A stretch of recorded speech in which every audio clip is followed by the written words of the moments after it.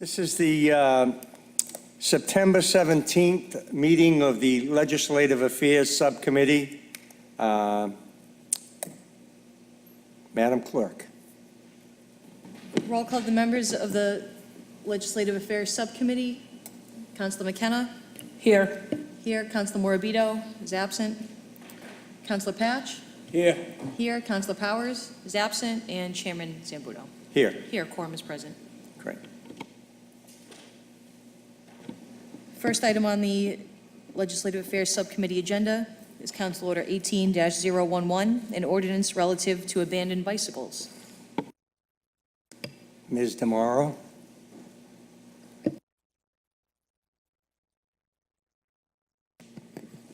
Julie DeMauro, Healthy Community Initiatives Office. This is a revised ordinance from the ordinance I put forth to you back in April. We have revised it significantly. We've had some department meetings with DPW, Revere Police Department, and 311 in terms of how the bikes are being reported as abandoned, the process after that, who will pick up the bikes, where they'll be stored. So we have a system that we've actually been using since April. We've had to call a few companies over the last couple of months when the bikes have sat for too long, and we told them, you know, there was a fine associated with it, and they came right away and they picked up the bikes. We also had significant legal counsel and recommendations from both Paul Capizzi and Robert Mara. If you see, we've added several definitions under the definition columns to include the different types of bicycles. For example, we included motorized bicycle, which is an electric bike, and we said that that would not be allowable here in the city of Revere. We felt like we needed to add that because some of the bike companies that are operating here, they do have electric bikes. We want to make it clear that they are not allowed on the roadways. And if we did allow them, there'd have to be a special permit process. They have to be allowed into the city legally. That's correct, Right. yeah. And the same thing with the scooters. We're just trying to get the legal guidance on the scooters because there is some loophole in the Mass law, and that's how they're able to drop them in Cambridge and Somerville and Boston. We do have a small item on our traffic commission agenda, chapter 10, that says we do not allow electric scooters, electric skateboards on any roadway or sidewalks in Revere. So I think that's helping us right now, but we'll need to redefine those as well. And it's just basically the fine will remain $50. When we went back and forth about how much the fine should be, we realized it's going to be the same amount of work, whether it's a privately owned bike or it's a bicycle share bike. The call has to come in, somebody has to track it. If it's a private share bike and it doesn't have a police tag underneath it from the bicycle registration program that they run, we will actually put a bike tag on it, and it will say that they'll have the time and the date, and they'll have an additional 3 days to pick up the bike. If they don't, the bike will be taken to the police department. It will be held for 30 days, and then once the 30 days is over, we can dispose of the bike as we see fit. And that's consistent with the Mass laws for abandoned property. Any committee members?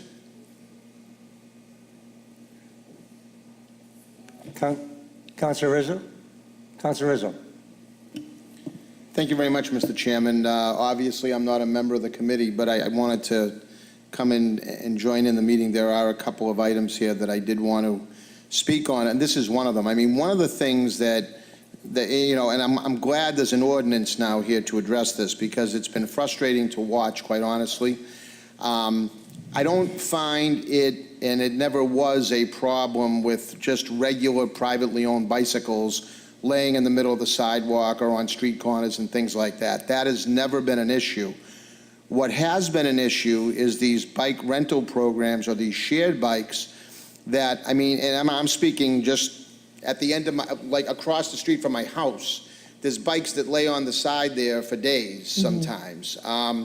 They drop them in the middle of the sidewalks. It's not right. I mean, we punish department stores and supermarkets for leaving their carriages out. If we go by and we see, I mean, to me, I can't draw a distinction between the two. I mean, it litters up the city the same way as a abandoned shopping cart, when you see a bicycle just laying down in the middle, and it needs to be managed and controlled, I think, a little bit better. I don't know how you do that, whether we have the same people that are renting these bikes, whether they can be, tracked back and say, look, you left this bike laying here on its side. I mean, it really seems to me that if someone's going to be involved in this program, and I'm not necessarily, passing any judgment on the program, whether, it's something that's good for Revere or not. I'm just simply saying, if somebody's going to take advantage of the program and rent these bikes, they've got to be a responsible bike renter, right? I mean, to me, it's the same thing. I mean, I'm not going to go park my car, double park in the middle of Broadway and walk across the street to my office and just leave my car in the middle of the street. Right. I mean, there's rules and there's regulations that people have to follow. And if people that rent these particular bikes, if they're just going to continue, let's say, instead of just say, oh, let's charge $50 to the owner of the bike, shared program. No, whoever's renting these bikes, if they're leaving them, maybe there was some restrictions on them as being able to, pursue any further rentals or something like that. So if, for example, this company, what they do, if you report so if you go to pick up a bike and it's lying on the side, you can report that bike as being parked incorrectly or illegally, and then they give that rider who is actually renting the bike ride credit. So it's an incentive for you to report somebody who is not parking the bike legally. The people that are continuing to not park the bike correctly, they get warnings. They get a couple of warnings, and then after that, I believe the account gets shut off because there is some maintenance to that. That if we got a call from 311 and the bike was parked blocking like a handicap ramp or something like that, we would need to call the company right away. They need to come out and they need to make it right within 3 hours. Now, a lot of the times, if I see something grossly incorrect in terms of parking, I'll pull over and I'll fix it myself. But we don't want to keep doing that. We want the company to be proactive, and they've been pretty good about any complaints that we've gotten. They've been very, very reactive. They get out there right away. This weekend, it was interesting to watch because on the rebalancing scheme on the weekend is definitely not as quick as during the week. So we did see some bikes that were kind of sitting around Friday, Saturday, Sunday. Well, as of today, they're gone. So it's weekend hours, it's not business hours, but we do feel that they have a better handle on it, and we're going to be watching it. Well, I hope so, because I mean, I see young women running, jogging with baby carriages that are forced out, into the street or around these obstacles. I see seniors with walkers and canes, and they're trying to maneuver by these things. I mean, it's just not right. And I'm glad that we're talking about this ordinance, because it's something I mean, I just wish that there were docking stations. They had to just, you take it from point A to point B, and this is where it goes, like there's places for these shared bikes to go, not just, I feel like whatever the message is that's getting to them, and maybe they're changing that now, but, when you see them, I mean, it's not like I'm in every part of the city all the time. I feel like I see it quite a bit. You just see this dropped over bike here, and then you drive another 4 blocks and see another bike Right. over here. And it's just, to me, it's just not right, just because it's a shared bike. I don't care if it's a privately owned bike, if it's a shared bike, or, you just don't leave stuff in the middle of the sidewalk or laid down, thrown there, no more than you would a shopping cart. So, Right. I'm glad that we're addressing this through an ordinance, and, hopefully this is going to, help the situation. So, Just one last point. One of the reasons why it took so long to get the bikes on the street is every municipality that is in this bicycle share pact had the option to write their own statement of work. Well, because of our experience with OFO and all of the behind-the-scenes operations frustrations that we experienced, and having to go out and call them and say, this bike's been here for over a week, you got to come and get it. We had very specific language in our statement of work. And there was a lot of back and forth, and I think what they didn't realize that the knowledge that we had and our experience that we were putting in that statement of work, and we were saying, look, we've been through this. This is what we expect. We want these bikes picked up. We call you. We want the bikes picked up. And so that's one of the reasons why there was such a delay, because I don't think they were expecting that from us. All the other municipalities around us, for a lot of them, this is the first time that they're ever doing something like this. And so a lot of the emails that we have, these weekly check-ins, the biggest thing is, how long should a bike sit before they come and get it? And so Do we have, I just have one final question. I was all done, to be honest with you, but I'm just curious. Does the city have a record from the company how many people are actually using these? Do we have an idea? So every day, I can go on the Lime dashboard. It tells me how many trips are being taken, how many completed trips, they give me a heat sense map. It tells me where they're going, what the most popular routes are. They tell me how many people are actually riding, how many bikes are on the street. And I can look at that every day. At the end of the month, I can check to see how many times, like the average, each bike gets used. So in our statement of work, we said if a bike is ridden less than 2 times, I believe 2 times, I have to go back and check it, we want you to reduce your fleet.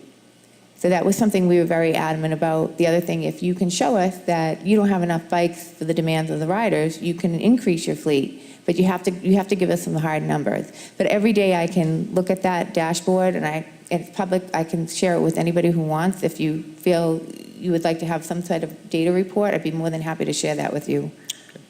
Thank you, Mr. Chairman. Thank you, Councilor Rizzo. Councilor Patch. Thank you, Mr. Chairman. First of all, I want to thank you, Julie, and Superintendent Genzio.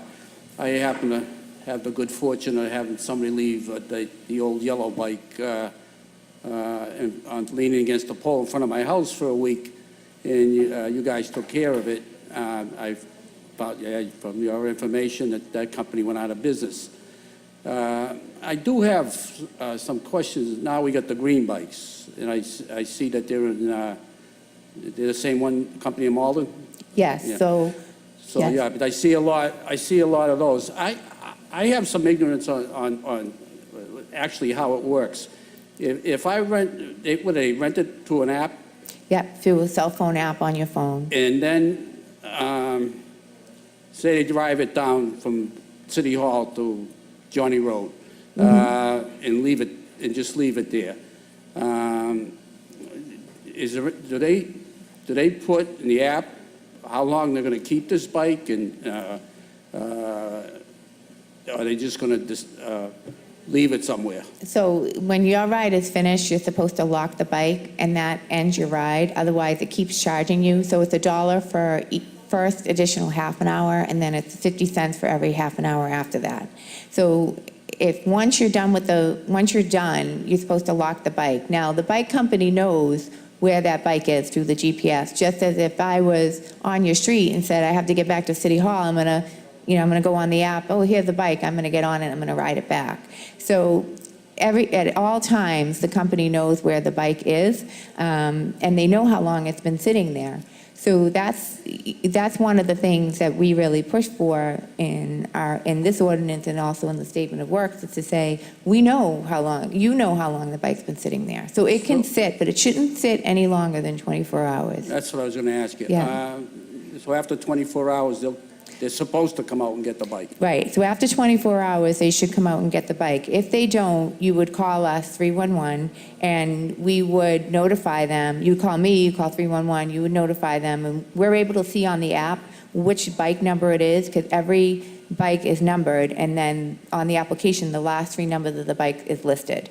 So, I've had to do this sometimes. I've had to call and say, the bike that's been sitting here, it's bike 671, it's been here for 3 days, I need you to come and get it.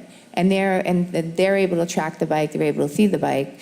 The way our ordinance is written is so after the initial 24-hour, we call them, we let them know, and then the company itself has an additional 3 days to pick up the bike. And the reason why we did 3 days is just in case it is a weekend situation or it's a long weekend situation, we wanted to make sure that we gave them enough time to include those.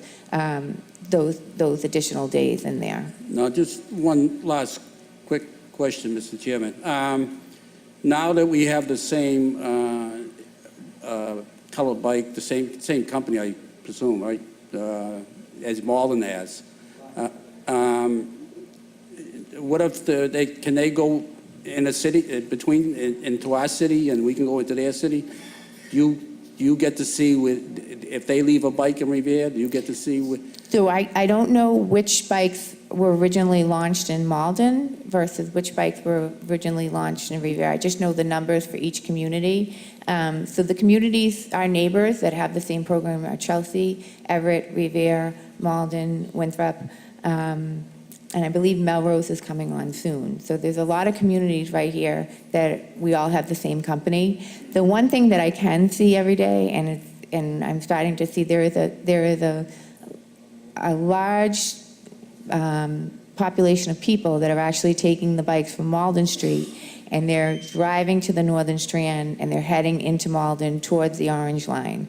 And the reports we have, they have heat maps, and they basically tell you where people are driving. So the routes that are most popular, they're in like dark red, and so we've been tracking that.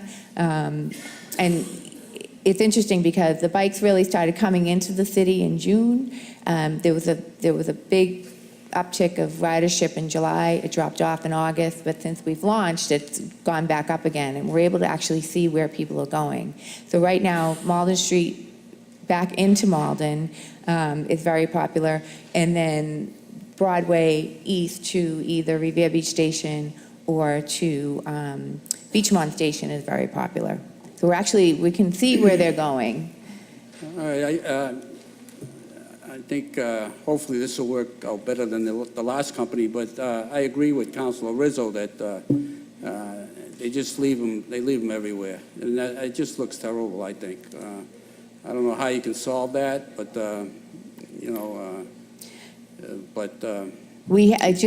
Just a point of reference, we have thought about a docking system, but it's very expensive. So we would need somebody to want to sponsor that for us, and at some point, we wouldn't mind trying to see which would work better.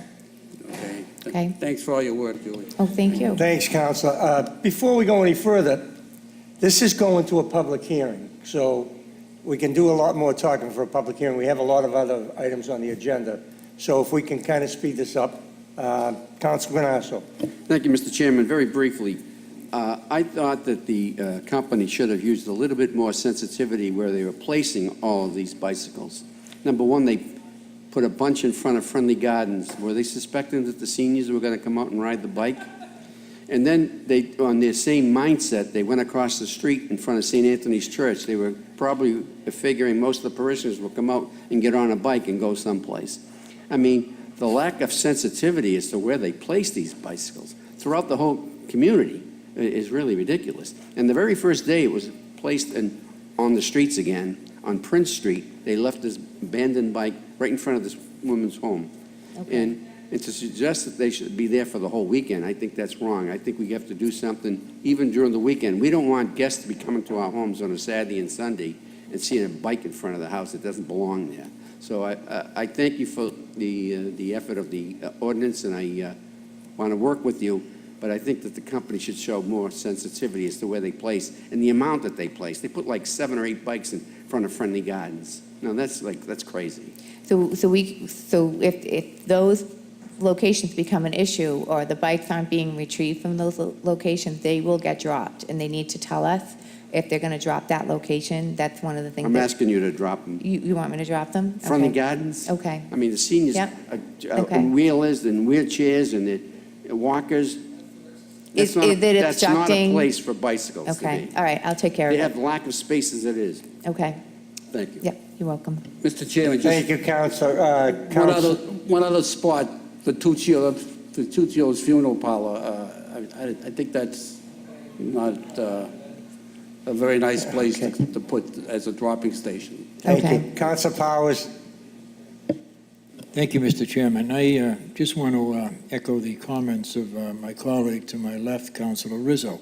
I think one of the real problems is the fact that people are leaving these bikes laying on a sidewalk, and you've got elderly citizens, you've got people pushing a baby carriage, it's just a dangerous situation. And I can't for the life of me understand why docking stations where they can put these bicycles on a rack are so, expensive. Maybe that we should have less bicycles in a certain, area.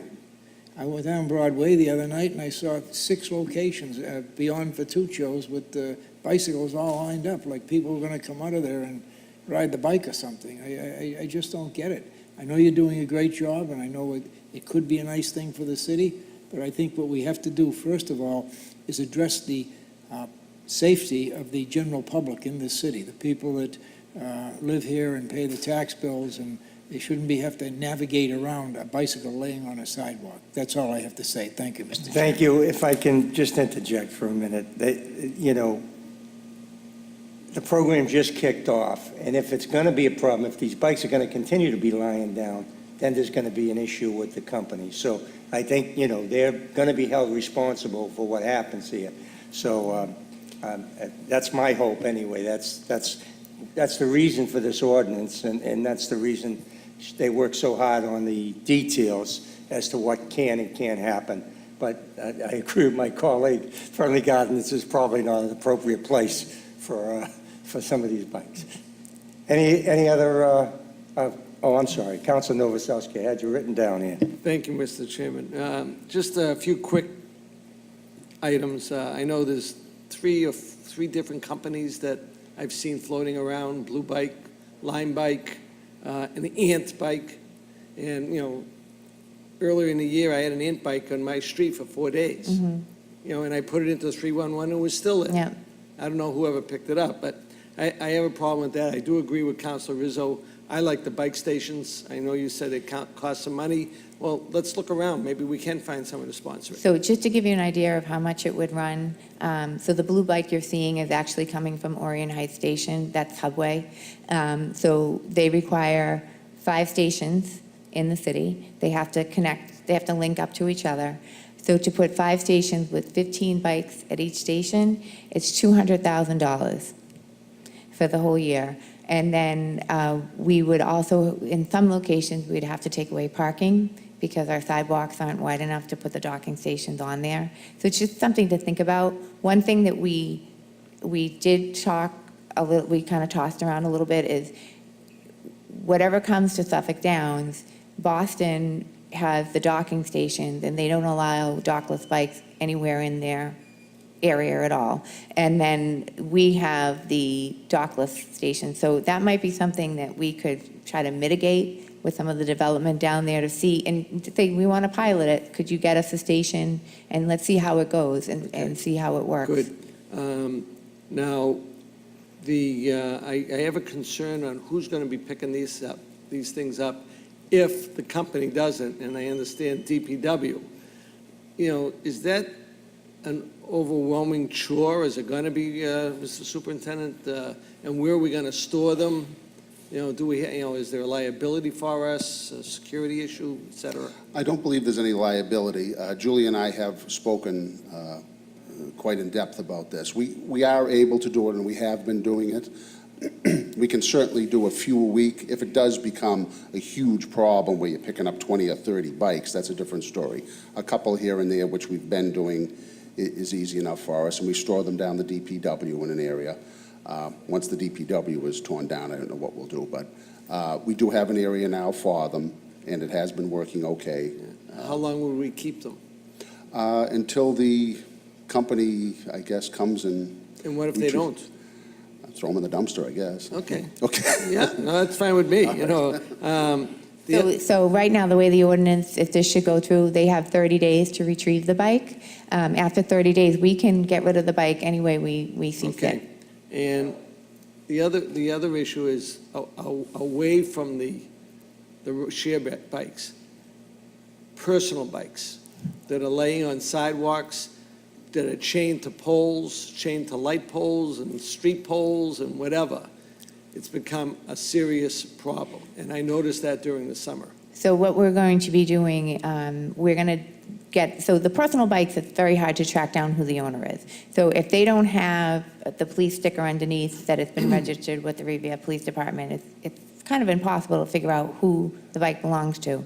So we contacted Cambridge because they have a very big problem with bikes being left. And they have bike tags that they leave on the bike. It gives the date and the time when it's been reported, and then the instructions to come and get it. So you basically say you have 72 hours to pick up this bike as of this day. If you don't pick it up, DPW will get it. This is where it will be stored. So all of that information will be on That's there. similar to what traffic does on the abandoned vehicles. They put a sticker in the window, Right. 72 hours, and that's So this it. would be a tag on the bike. One last thing, the beach, DCR. I saw it down by the bridge. I must have seen about 20 bikes at the end of the bridge on the beach side. Where does DCR fit on something like this? So that, we put about 50 bikes when OFO was here at that end of the beach, and there was no issue because the plaza technically is a shared space between DCR and the city of Revere, so we can put the bikes there. We haven't gotten any complaints yet. Their stance on it is they really don't want bikes on their property. They don't want bikes being left on the property. However, the Mass General law says that you can drive a bike on a We're not talking sidewalk. about the plaza up top, we're talking about Right, on- at the bottom. on the That- boulevard. Yep, on that, at that little space, there is some Okay. shared use. Well, I'll look forward to the public hearing on this. Thank you, Mr. Chairman. Thank you, Councilor Novoselsky. Is that, everybody all set? We're going to move on to the next, this will be ordered to a public hearing. Okay, thank you. Council Order 18-022, motion presented by Councilor Novoselsky relative to property address reassignments.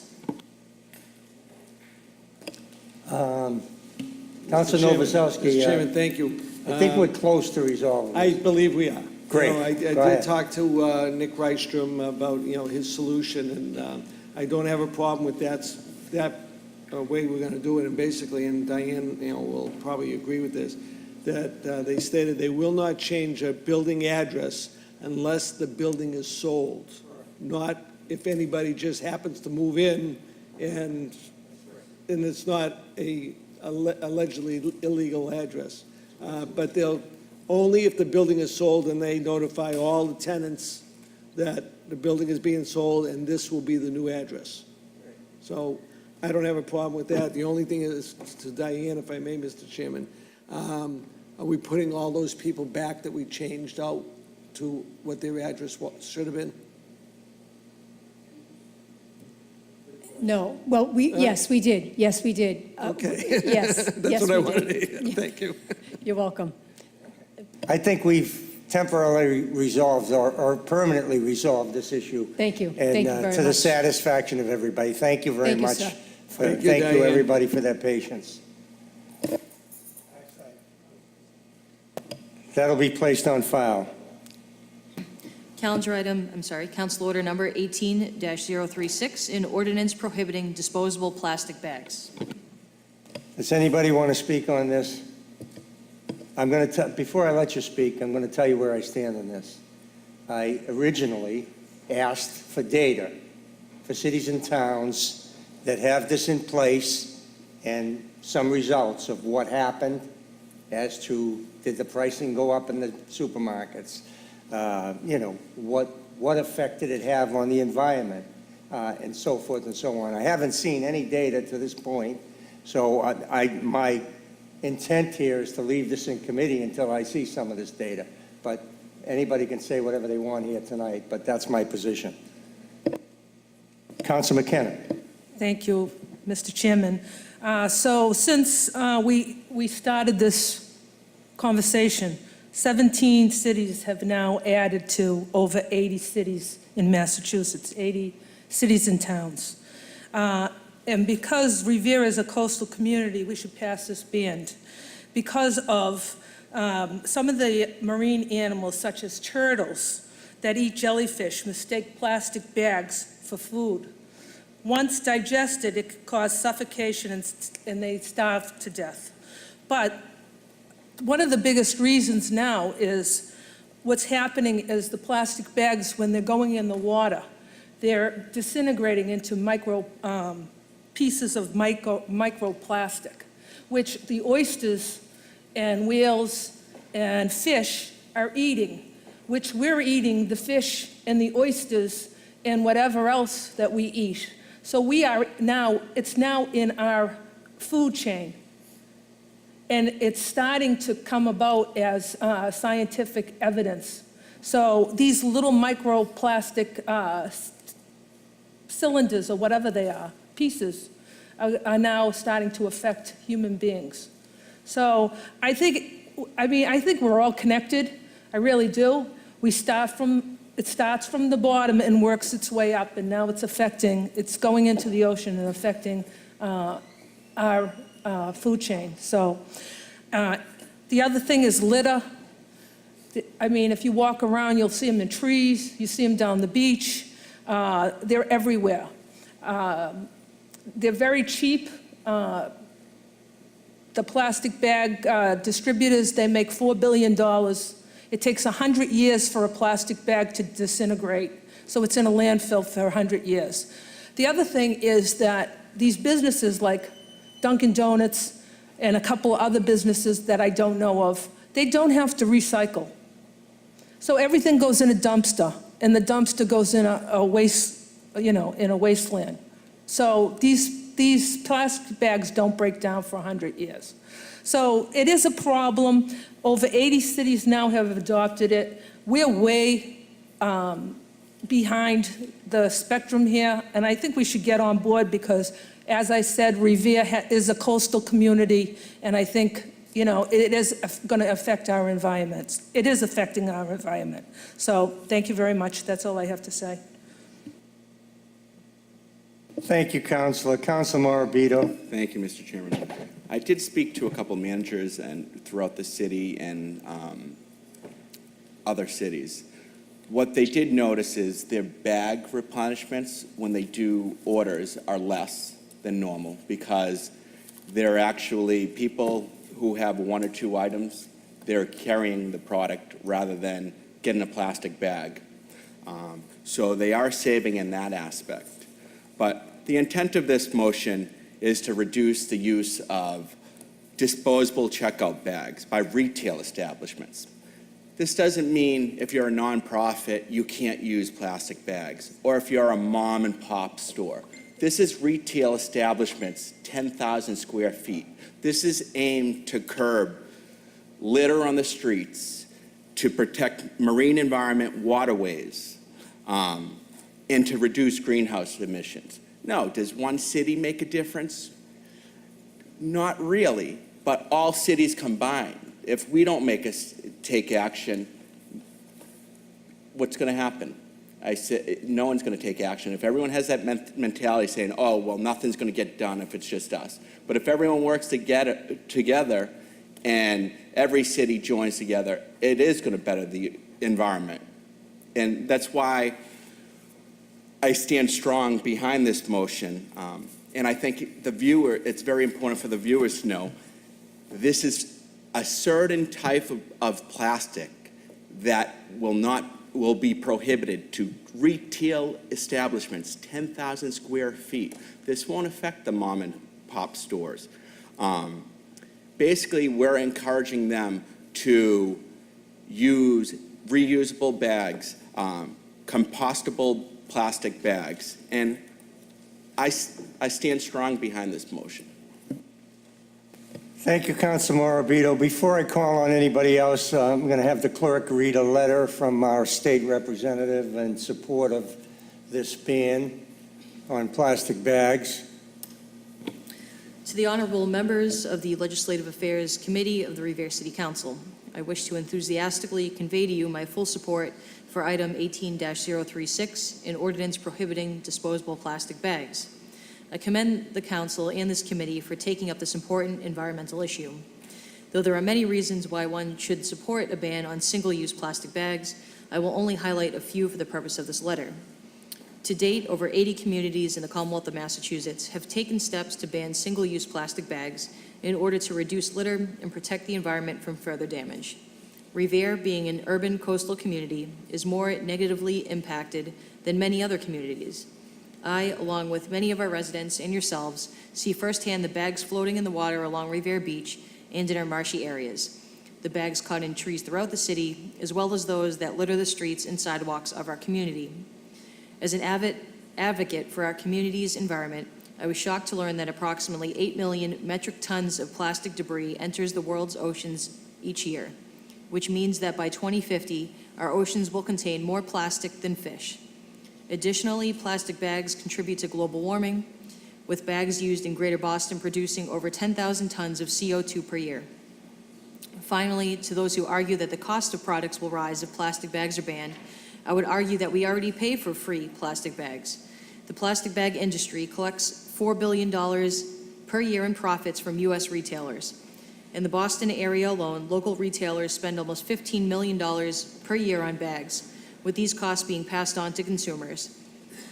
At the same time, we must be mindful and respectful of our local businesses that have already purchased bags with their business logos on them. I have heard from some businesses who support a plastic bag ban, but who have a supply of bags which will likely last for months to come. And for the purposes of utilizing inventory already purchased by businesses, we should extend the courtesy of providing ample time before this ordinance takes effect, or a caveat which allows businesses to use the bags they already have in stock prior to the ordinance taking effect. In closing, I respectfully ask that you consider these points as you weigh this proposal. I hope your committee will favorably act and recommend adoption of this ordinance to the entire City Council. Thank you for your consideration. Representative Rosalie Vincent. Thank you. Council President Janino. Thank you, Mr. Chairman. A lot of my colleagues and Representative Vincent stated the issue very well, but just a couple more things I want to add to it, and I'm definitely a proponent of this. I'll start by saying that. This is something that is a movement. It's happening all over the country. Recently, just a couple weeks ago, I was at the Swampscott Marshalls, and even in Swampscott, they have a sign on the door saying, you know, as of, I believe it was September 1st, they're switching over, and that's what they did. They gave a grace period saying, you know, the ordinance is effective this day, and implementation will happen on this day. So I definitely think that's a great feature that Representative Vincent mentioned that should be done.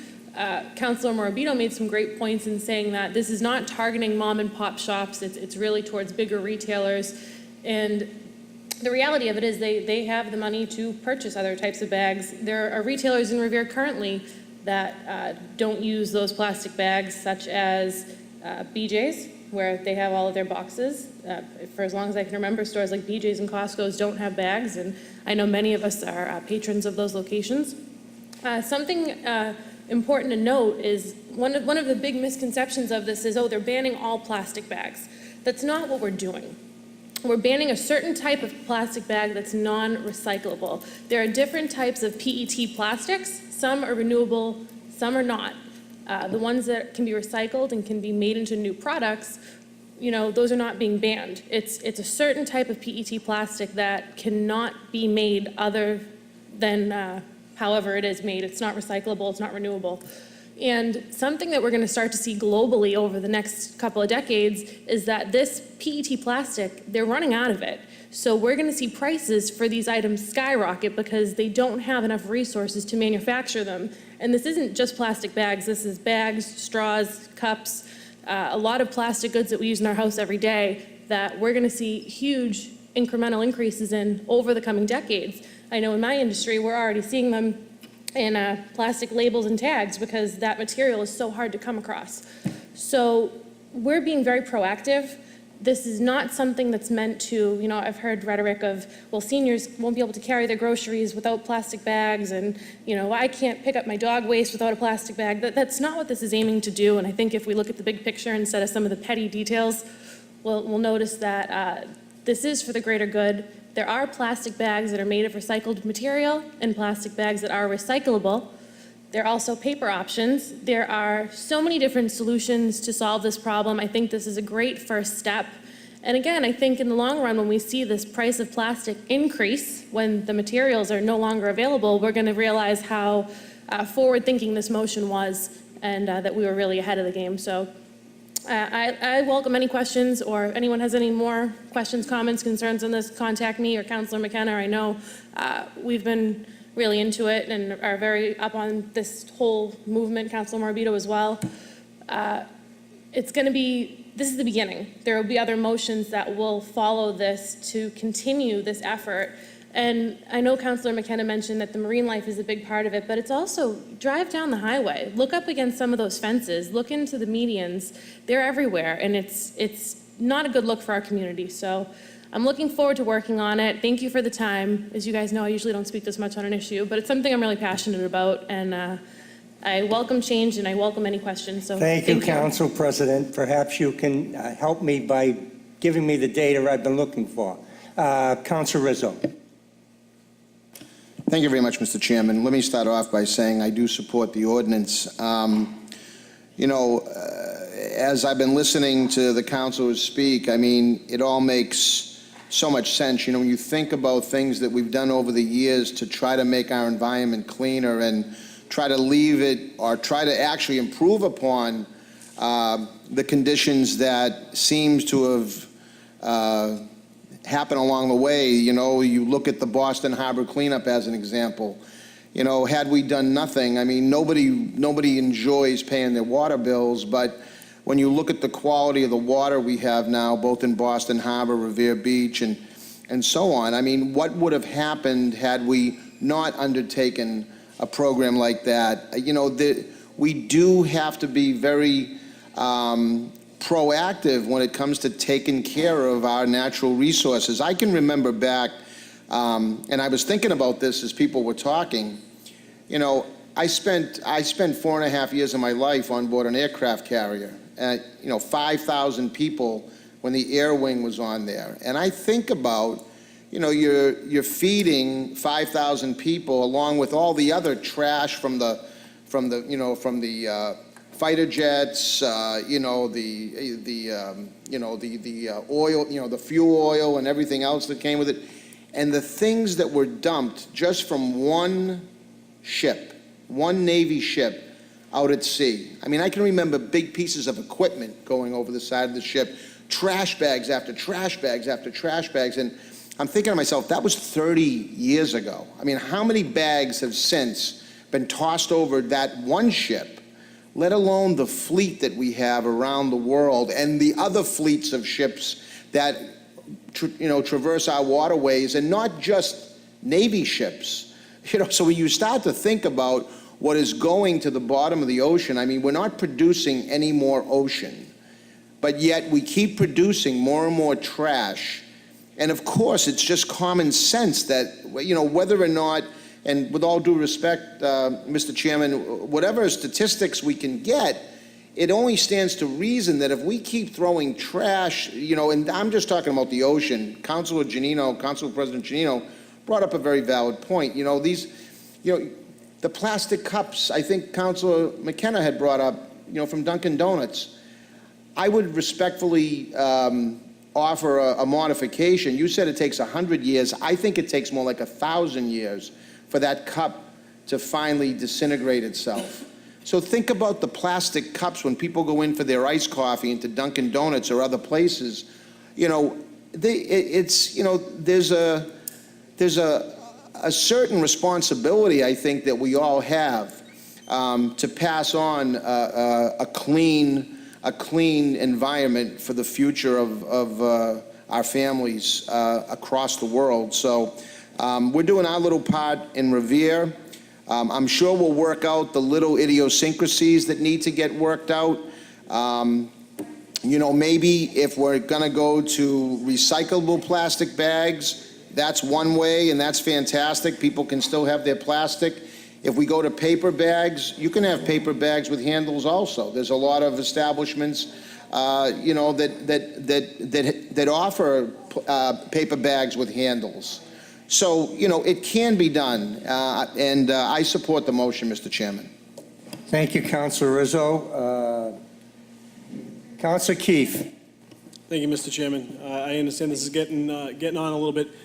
I want to help with this. Obviously, I am in favor of this change in the plastic bag use. I think that we do have an obligation to reduce the petroleum-based products we use every day.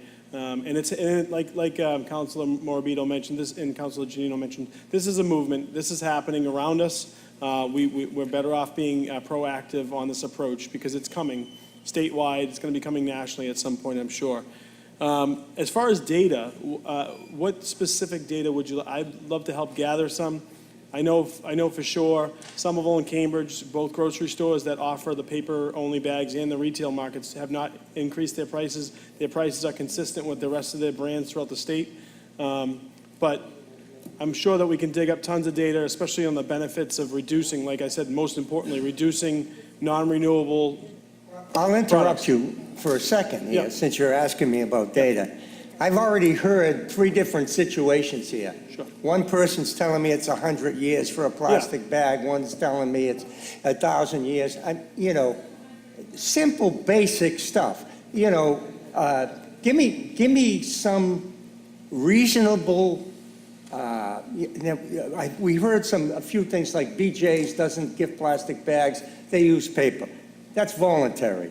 The prices are going to skyrocket in plastic. Well, the market's going to dictate what's going to happen. So, there's a lot of contradictory information. I don't have any information except emotional, that we don't want to hurt the turtles and I don't either. I like to think of myself as an environmentalist. But I'm also obligated to the taxpayer. What we do here has consequences. We're saying that this is great, it feels good, but we're not talking about if there's any consequences. And everybody seems to think there isn't, or is pretending there isn't. Point of information, And I please. believe there are consequences. So those are the kind of data points I want. I want to know where it's in place, what's happened there. You just said that you know of some that didn't raise any prices. What's happened environmentally there? Anything? Give me something. But, don't just tell me that it feels good to clean up the Point plastic of bags. information. Point of information. Hello? Asking me a Hi, point, yes. you're welcome to a point of information. So Absolutely. I just said that it's now in our food chain, and if you want to look that up on the internet, you can, because the microplastics are breaking down, and the fish are eating them, and we're eating the fish. So it is affecting. It's not a feel-good motion. Okay, I will show you the data. Councilor Zambito, if I may finish as well. Continue, Councilor Keith. Thank you. And I understand your side of it. There's obviously a couple sides to this. I think the council as a whole probably does feel maybe feel good about this than maybe you, but that's okay. You have your right. And I will try and get you some better data if in fact you would like that and to help this case. But as we do know, you can pick up 10 different magazines, you can get 10 different news outlets, you're going to get 10 different stories, you're going to get 10 different sides of the story. So you're going to get as much data for it as you are against it, because there's going to be 2 sides to every story, and there's going to be people that want it either way. So but I'll get you the good ones on my side. Just all get right? me your data. Thank you. I can produce the data that I want to rebut your data with, so Gotcha. just give me what you consider the good data. Will do. Thank you. Mr. Chairman. Councilor Guanasso, I'm sorry. Thank you, Mr. Chairman. Very, very, very briefly. I've heard compelling arguments offered up by many of the people who are for the ordinance, and guess what? I am now a believer. I am changing my way of thoughts, and I am very proud to protect the environment and vote favorably for this ordinance based on some of the compelling concerns that were offered up by this council. And I think it's overwhelmingly in order to vote in favor of this, Mr. Chairman. Thanks for the liberty. Thanks for your input, Councilor. Councilor Powers. Thank you, Mr. Chairman. I'll be very brief. I don't have any data about plastic bags, when they disintegrate or how long they hang around, but I know one thing. When I drive through the city, and many times I look at our parks, I look at our shrubbery around the city, all I see is plastic bags. Go down, drive down 1A someday and take a look to your right along the back of the boulevard there. What are you going to see is plastic bags. So that's my main concern. You want to keep the city clean, support the ordinance. That's what's going to make this city cleaner, a little cleaner anyway. Thank you, Mr. President. Thank you, Counselor. Anybody else? Point, Mr. Chairman. Did you see this Counselor morning? Novoselsky. This morning on Olive Squire Road was, someone littered the whole median strip with plastic bags, all clear plastic bags, the whole strip. It was awful. I assume it wasn't done unintentionally, but it was quite a mess. Counselor Novoselsky. Thank you, Mr. Chairman. I have a copy of the proposed ordinance in front of me, and I'm finding out that I don't have an up-to-date copy because I was asking questions about the mill weight of a plastic bag, and, you know, the copy I have doesn't have that, but Councilor Morabito is showing me a copy that has an answer to my question. And, you know, I would like to have seen a more up-to-date thing, and it's nothing here about the size of retail establishments that are involved. It says convenience and grocery stores. A convenience store is a little mom-and-pop place to me. So, you know, I would like to see some better clarification and wording on something like this. But let me, you know, and it's not that I'm against it. It's just I want better clarification. But just let me give you a small piece. Just as a point, I'm not against it automatically either. So just give you a point that, a little sidebar, like in the Pacific Ocean, there is a vortex of plastic materials that is the size of Texas, and it just swirls in a circle in the Pacific Ocean. And the size of Texas, not only the surface, but it goes down 3 miles. So just to think about what it's doing to the ocean life, at least in the Pacific. I don't know if there's one, it's similar to the Bermuda Triangle, basically. So just to think about that. And I'm told that 95% of that comes from China, not here. Who told you that, Councilor? That famous internet that tells me that the plastic is going in my food chain. Okay, this will stay in committee. Mr. Chairman? Next item on. Mr. Chairman, I have a next point of item on- information. Point of information. Yeah, State I your just point. want to, on the data, so speaking to businesses, as you know, they can't give you financial documents as far as like their expense reports. That's all confidential. So I'm taking management word for it when I have a one-on-one conversation with different managers. And what they're seeing is there is no increased cost expenditure on their end.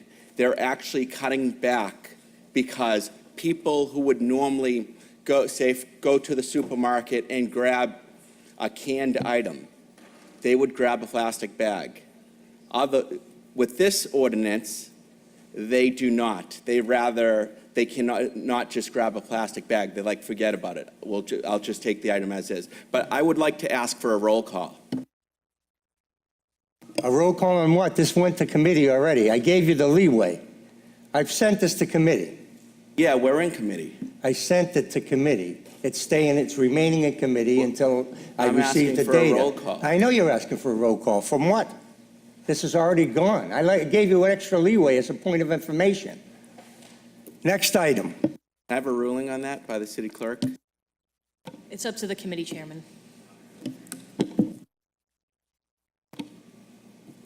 We only have a few minutes, so let's take what's the most important here.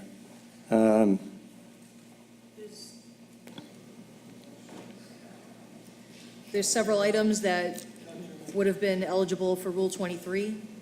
Okay. Why don't we just send the items to Rule 23 to go placed on file? Mr. Chairman, on 18102, you can add that to the previous subcommittee report by the zoning subcommittee. It was very similar in nature. The Airbnb ordinance, Yeah, it's the same thing. yeah, we can work on those We together. can combine them, yeah. Great. Mr. Chairman? I also just want to make sure that if anything, 159 stays in committee, it doesn't get placed on file, if anything. Great.